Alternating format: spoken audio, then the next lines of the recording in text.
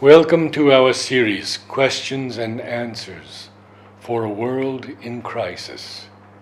Today, in our series, we take up the subjects jealousy and envy and look to the writings of Sri Aurobindo and the Mother for guidance and enlightenment.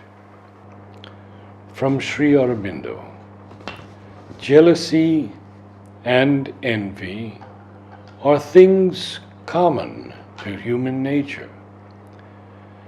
But these are the very things that a sadhak ought to throw out of himself. Otherwise, why is he a sadhak at all? He is supposed to be here for seeking the divine. But in the seeking for the divine, jealousy, envy, anger, etc. have no place. They are movements of the ego and can only create obstacles to the union with the divine. You do not seem to have a correct idea of the nature of vital desire. Vital desire grows by being indulged. It does not become satisfied. If your desire were indulged, it would begin to grow more and more and ask for more and more. That has been our constant experience with the sadhaks, and it confirms what has always been known about desire. Desire and envy have to be thrown out of the consciousness. There is no other way to deal with them. Only one thing I must note, that no wrong idea may linger in your understanding. You seem to say in one passage of a letter that the mother had said to you that jealousy is inevitable in true love, in ordinary life. And if it is not there, when one sees the other loving elsewhere, then they don't love each other. You must have strangely misheard and misunderstood the mother. It is just the opposite of what the mother has always said and thought, and the very contrary of all her knowledge and experience. It is the idea of the ordinary mind about jealousy and love, not hers. She remembers very well having told you just the opposite, that even in ordinary life, one is not jealous if one has the true love. Jealousy is the common movement of the human egoistic lower vital with its grasping, possessive instinct, and it cannot be anything else. I thought it better to make this clear, so that there might be no misleading impression that such movements of the lower vital nature have any sanction or support in the truth of the soul. They belong to the vital ignorance. They are fruits of the vital ego.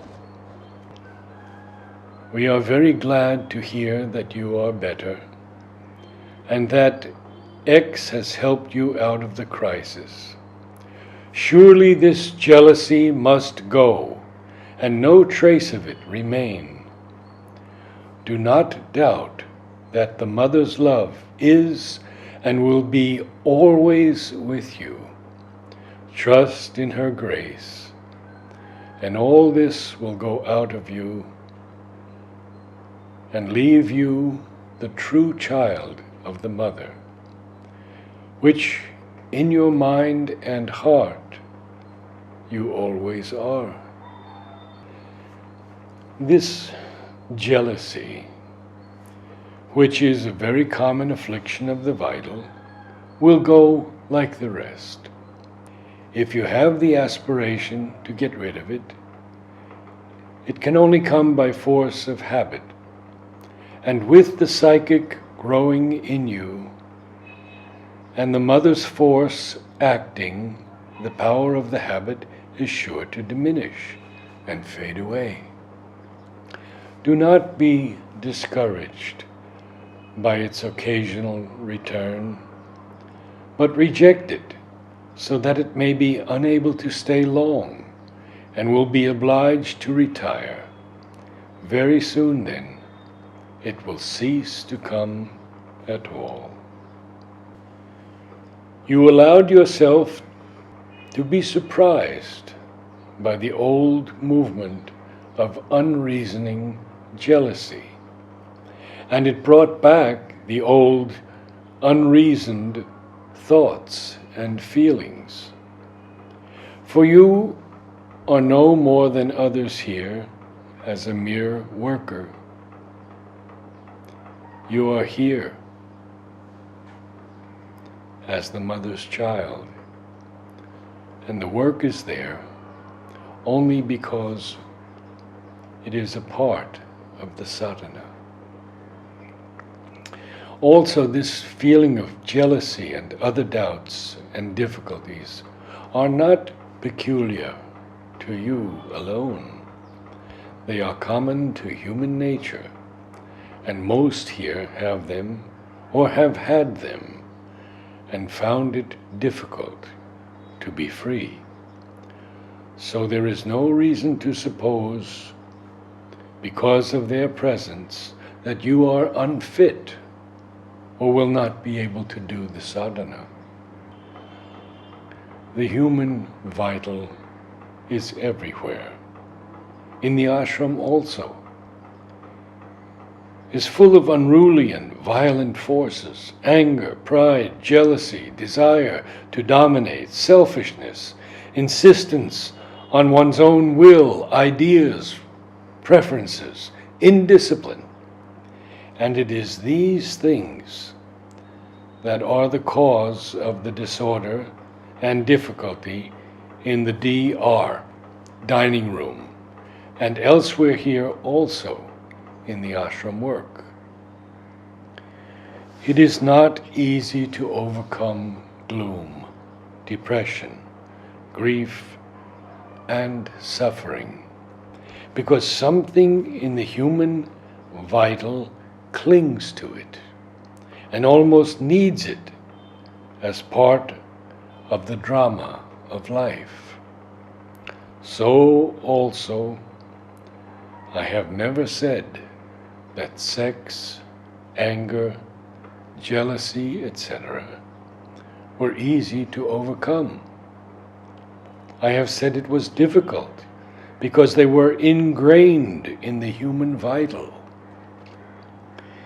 And even if thrown out, were always being brought into it either by its own habit or by the invasion of the general nature and the resurgence of its old response. All that, of course, is not love, but self-love. Jealousy is only an ugly form of self-love. That is what people do not understand. They even think that demands and jealousy and wounded vanity are signs of love, or at least natural attendants of it. The mother. If you could just understand that what I do is always for the good of each and everyone, and never for the good of a few at the expense of others, you would very soon overcome your jealousy and be delivered from this painful sore spot. Be convinced that what I do for you is always exactly what you need in order to advance on the way, then all jealousy and envy will disappear. There is never any reason for jealousy. It is a very low and ignorant movement. Jealousy comes from a narrowness of the mind and a weakness of the heart. It is a great pity that so many are attacked by it.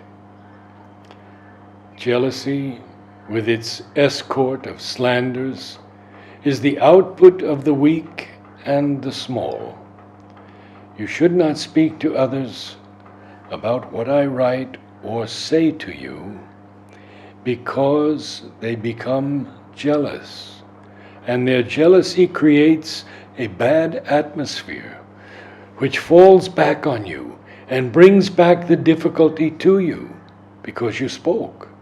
You opened yourself and received it, perhaps without even being aware of it.